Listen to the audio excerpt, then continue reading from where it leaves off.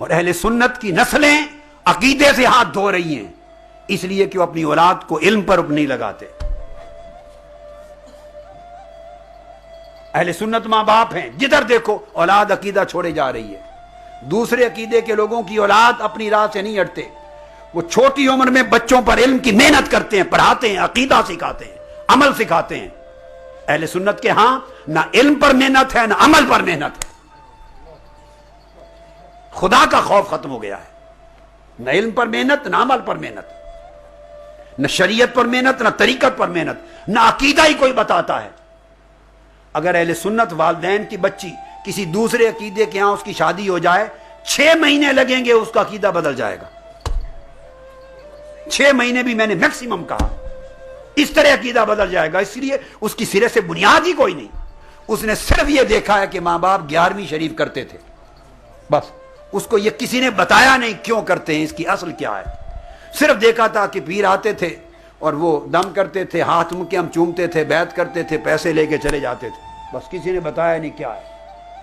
صرف یہی کوئی ساری زندگی میں دیکھا، عرس پر جاتے ہیں، اولیاء اللہ کو مانتے ہیں، صرف ساری زندگی یہی کوئی دیکھا ہے کہ ایصال ثواب کرتے ہیں، بزرگوں کو مانتے ہیں، توسل کرتے ہیں، مگر کسی شخص نے کبھی تکلیف گوارا نہیں کی، نہ خود پڑھنے کی، نہ اولاد کو پڑھانے کی، کہ توسل کس بلا کا نام ہے، کو توسل سکھائیں، اس کو بتائیں، کوئی 2-4 قرآن کی آیتیں اور حدیث نبوی ان کو یاد کرا دیں، کوئی شفاعت کا عقیدہ سمجھا دیں قرآن اور حدیث سے، ان کو کچھ تو پتا ہو کہ جو عقیدہ ہے ہمارا، اس کی بنیاد قرآن ہے اور سنت نبوی حدیث ہے۔ اولیاء کو مانتے ہیں تو کچھ تو پتا ہو کہ اولیاء کا درجہ، صوفیاء کا درجہ کیا ہے اور وہ کون ہوتے ہیں۔ یہ بچے بچیاں سمجھتے ہیں جو گدی نشین ہے وہ ولی اللہ ہے، لا حول ولا قوت الا باللہ، جو گدی والا وہ ولی اللہ ہے۔ اب ولایت کیا لگے اور گدی کیا لگے، اس پر ہم آگے آئیں گے انشاءاللہ۔ یعنی ہم نے بچوں کو جہالت میں پرورش کی ہے، نتیجتاً جو شادی ہوتی ہے چند مہینوں میں عقیدہ بدل جاتا ہے، بچے بڑے ہوتے ہیں، یونیورسٹی جاتے ہیں، حزب التحریر کے ساتھ انٹریکشن ہوتا ہے، خلافہ والوں کے ساتھ انٹریکشن ہوتا ہے، دہشت گردوں انتہا پسندوں کے ساتھ انٹریکشن ہوتا ہے، گستاخوں کے ساتھ انٹریکشن ہوتا ہے۔ چند مہینوں میں پہلے عقیدہ صاف ہو غلط ہو جاتا ہے، بالکل مزمحل مشکوک، اس کے بعد سارا عقیدے کا صفایا پلٹ کے آتا ہے، تو ماں باپ کو کہتے ہیں آپ مشرک ہیں۔ بے شمار لوگ میرے سامنے روئے ہیں کہ بچہ پڑھنے گیا تھا، اب واپس آ کے ماں باپ کو نکال دیا گھر سے، کہتا تم مشرک ہو، تم بدعتی ہو۔ اب روتے کس لیے ہیں؟ اس نے نکالا تو صحیح کیا آپ کو، آپ نے ماں باپوں نے حق ادا نہیں کیا۔ ساری زندگی کمائی کر کر کے اولاد پر لگاتے ہیں، ان کو LLM کروانا ہے، ان کو ڈاکٹر بنوانا ہے، ان کو انجینئر بنانا ہے، ان کو MBA کروانا ہے۔ یہ ہماری قوم جتنی پاکستانی، ہندوستانی اور ہماری بنگلہ دیشی قوم کا خاص طور پر یہ خطہ ہے، ساری زندگی کمائی لٹ جاتے ہیں کما کما کے بچوں کو، ان کی دنیا سنوارنے کے لیے۔ میں آپ سے سوال کرتا ہوں، کتنی محنت کرتے ہیں بچوں کا دین بچانے کے لیے؟ خود گریبانوں میں جا کر جواب دیں، کتنا وقت لگاتے ہیں ان کا دین بچانے کے لیے، ان کو دین کا علم دینے کے لیے، ان کا عقیدہ بچانے کے لیے، مستقبل بچانے کے لیے۔ تو پھر آپ کو مشرک جب یونیورسٹی جائے گا، انٹریکشن ہوگا، اس کے پاس تو بنیاد ہی کوئی نہیں تھی، آپ نے تو عمر بھر خود بھی جاہل رہے، اس کو بھی جاہل رکھا۔ اب دوسری طرف جب لوگ ملے، ان کو انہوں نے رٹا رکھے ہیں طوطے کی طرح، کچھ آیتیں کچھ حدیثیں آؤٹ آف دا کانٹیکسٹ، بالکل سیاق و سباق کے خلاف، مگر کچھ آیتیں کچھ حدیثیں ہر جگہ پہ جڑ دو۔ گمراہی پھیلانے کے لیے قرآن حدیث کو بطور ٹول استعمال کرتے ہیں، مگر ان کو یاد کرا رکھا ہے۔ اب انہوں نے آیتیں حدیثیں سنائیں، بچے متذبذب ہو گئے، پھسل گئے، عقیدہ ہی چھوڑ گئے، غلط معنی بتایا، غلط ترجمے بتایا، غلط سیاق و سباق بتایا، اپلائی کر دیا، غلط شرح کر دی۔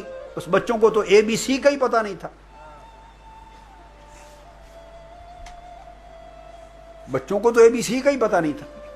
نتیجتاً اس طرح عقیدے برباد ہو رہے ہیں۔ عقیدے بچانے ہیں تو علم کا ماحول پیدا کریں گھر میں۔ والدین میرے پاس آتے ہیں دعاؤں کے لیے، دعا کریں میرے بچہ امتحان میں پاس ہو جائے، میرا بچہ فرسٹ آ جائے، میرے بچے کا جاب ہو جائے، میرے بچے کو یہ مل جائے، میرے بچے کا یہ ہو جائے، ساری دعائیں کروانے آتے ہیں۔ اور بہت کم لوگ ہیں جو کہتے ہیں دعا کریں میرے بچے کا دین بچ جائے، اس کا ایمان بچ جائے، اس کا عقیدہ سنور جائے، صاحب علم ہو جائے، صاحب عمل ہو جائے۔ رفقا، اراکین، معتکفین، توجہ سے اس بات کو سنیں، گھر میں آپ کے چراغ بجھ جائیں گے، گھروں کو آگ لگ جائے گی اگر علم کا کلچر زندہ نہیں کریں گے۔ مستقبل بغیر علم کے نہیں ہے۔